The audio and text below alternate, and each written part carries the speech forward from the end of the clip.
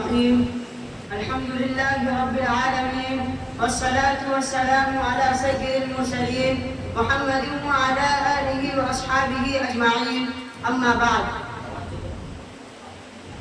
فأعوذ بالله من الشيطان الرجيم بسم الله الرحمن الرحيم وما أمروا إلا ليعبدوا الله مخلصين له الدين حنفاء ويقيموا الصلاة ويؤتوا الزكاة وذلك دين القيمة. عمل سے زندگی بنتی ہے جنت بھی جہنم بھی، عمل سے زندگی بنتی ہے جنت بھی جہنم بھی، یہ خاکی اپنی فطرت میں نہ نوری ہے نہ ناری ہے. ملت اسلامیہ کے نوجوانوں، میں نے ابھی آپ حضرات کے سامنے قرآن مقدس کی ایک آیت پڑھی ہے جس میں رب کائنات ارشاد فرماتا ہے کہ لوگوں کو حکم نہیں دیا گیا ہے مگر اس بات کا کہ وہ اللہ رب العزت کی عبادت و بندگی کرے، اس کے لیے دین اسلام کو خالص رکھے، نماز قائم کرے اور زکوٰۃ دے، اس لیے کہ یہی مضبوط دین ہے. محترم بزرگوں اور دوستوں، اللہ تعالیٰ کا ہمارے اوپر کتنا بڑا فضل و کرم ہے کہ اس نے ہمیں مسلمان بنایا اور پھر ہمیں سرکار دو عالم جناب محمد صلی اللہ علیہ وسلم کی امت میں پیدا فرمایا اور پھر ہمیں اپنے عبادت و اطاعت کرنے کی توفیق مرحمت فرمائی. اگر اللہ رب العزت ہمیں اپنی عبادت و اطاعت کرنے کی توفیق نہ بھی دیتے تو ہمارے لیے ضروری تھا کہ ہم رب کائنات کی خوشنودی اور رضا حاصل کرتے. الغرض یہ دولت جو ہمیں نصیب ہوئی ہے یہ واقعی ہم تمام امت مسلمہ کے لیے ایک قیمتی تحفہ ہے، ایسا تحفہ کہ جس کی مثال دنیا پیش نہیں کر سکتی. اللہ تبارک و تعالیٰ قرآن میں فرماتا ہے وَإِذْ قَالَ رَبُّكَ لِلْمَلَائِكَةِ إِنِّي جَاعِلٌ فِي الْأَرْضِ خَلِيفَةً قَالُوا أَتَجْعَلُ فِيهَا مَن يُفْسِدُ فِيهَا وَيَسْفِكُ الدِّمَاءَ وَنَحْنُ نُسَبِّحُ بِحَمْدِكَ وَنُقَدِّسُ لَكَ قَالَ إِنِّي أَعْلَمُ مَا لَا تَعْلَمُونَ. اور یاد کرو اس وقت کو کہ جب کہا آپ کے رب نے فرشتوں سے کہ بس میں زمین میں نائب بنانے والا ہوں، تو انہوں نے کہا ایسے شخص کو کیوں پیدا کرتا ہے جو زمین میں فساد برپا کرے، اور ہم تیری تسبیح حمد اور پاکیزگی بیان کرنے والے ہیں.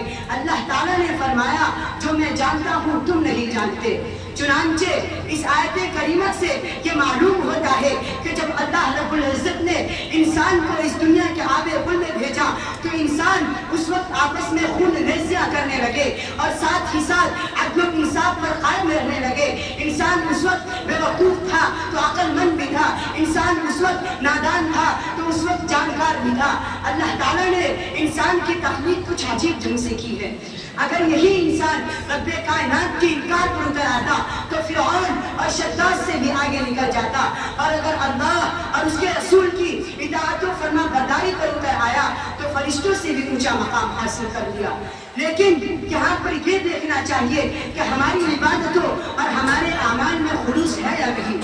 آپ ذرا اپنے ماحول اور اپنے معاشرے پر نظر ڈالیں تو آپ کو قدم قدم پر رب کائنات کی عجوبہ کاریاں تعجب میں ڈال دیں گی، کیونکہ اخلاص ہی وہ چیز ہے جس کی بدولت اعمال قبولیت کا درجہ حاصل کرتے ہیں. اخلاص ہی وہ شے ہے جس کی بنا پر انسان رضا الہی کا مستحق ہوتا ہے. اگر خدا نہ خواستہ ہماری نیتوں ہماری عبادتوں میں خلوص نہ پائی گئی تو یاد رکھیے ہم راتوں دن پروردگار عالم کی عبادت کرتے رہے، راتوں دن اس کے آگے سے دیکھتے رہے، راتوں دن اس کی نمازیں پڑھتے رہے، ہماری کوئی عبادت پرستش رب کائنات کے نزدیک قابل قبول نہیں. حضور اکرم صلی اللہ علیہ وسلم ارشاد فرماتے ہیں انما الاعمال بالنیات کہ عمل کا دار و مدار نیتوں پر ہے. اگر ہمارے دلوں میں خلوص ہے تو ہم جتنے بھی خالق کائنات کی عبادت کریں گے سب قابل قبول ہوں گے، کیونکہ اللہ رب العزت کے یہاں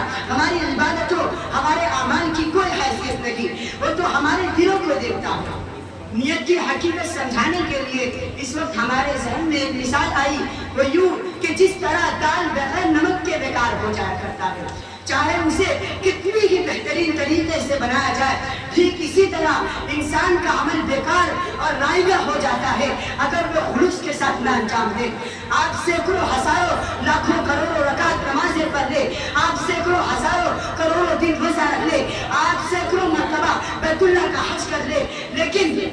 آپ کے دل میں خلوص نہ ہے تو میں یقین کے ساتھ کہتا ہوں کہ ہمارے اور آپ قبول نہ ہوں گے۔ آپ کی 4 رکعت نماز اگر اخلاص و للہیت کے ساتھ پڑھی گئی تو یقیناً یہ 4 رکعت نماز اس عابد کی لاکھوں رکعت نماز سے افضل و ابتر ہوگی جو دکھانے کے لیے نماز پڑھتا ہو۔ آپ اخلاص کے ساتھ روزہ رکھ لے تو یقیناً یہی روزہ ان لوگوں کے روزے پر بھاری ہو جائے گا جو دکھانے کے لیے روزہ رکھتے ہو۔ حضور صلی اللہ علیہ وسلم ارشاد فرماتے ہیں ان اللہ لا ينظر الى صورکم واموالکم کہ بے شک اللہ تعالیٰ تمہاری صورتوں اور تمہارے اعمال کو نہیں دیکھتا ولکن ينظر الى قلوبکم واعمالکم بلکہ وہ تمہارے دلوں اور تمہارے اعمال کو اخلاص کو دیکھتا ہے۔ اس حدیث کا مطلب یہ ہے کہ تم اپنے اندر غور کرو اور دیکھو کہ جو تم کام کر رہے ہو اس میں عمل کا محرک کیا ہے اور اس کو کرنے کی نیت کیا ہے۔ اگر تم خالق کائنات وحدہ لا شریک کی رضامندی اور آخرت کے لیے کر رہے ہو تو اس کو بھی مد نظر رکھو، اور اگر دنیا کے لیے کر رہے ہو تو اس کو بھی سامنے رکھو۔ الغرض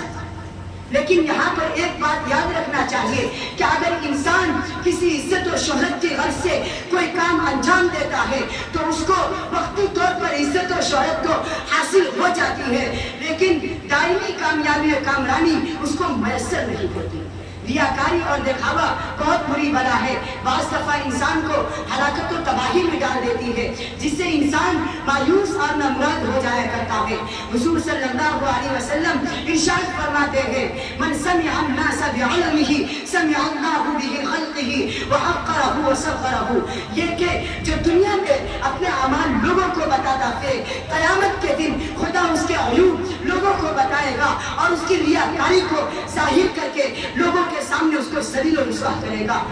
آپ ذرا اپنے ماحول اور اپنے معاشرے پر نظر ڈالیں تو آپ کو کچھ ایسے لوگوں سے بھی سابقہ پڑے گا جو سراسر ریاکاری اور دکھاوے کے لیے روزہ رکھتے ہو تاکہ لوگ ان کو روزے دار کہے۔ آپ کا نظر ایسے لوگوں پر بھی پڑا ہوگا جو سراسر ریاکاری کے لیے نمازیں پڑھتے ہو تاکہ لوگ ہمیں سخی کہے، نیک کہے، عبادت گزار کہے۔ آپ ایسے لوگوں کو بھی دیکھے ہوں گے جو دکھانے کے لیے بیت اللہ کا حج کرتے ہو کیونکہ دنیا مجھے حاجی کے نام سے پکارے۔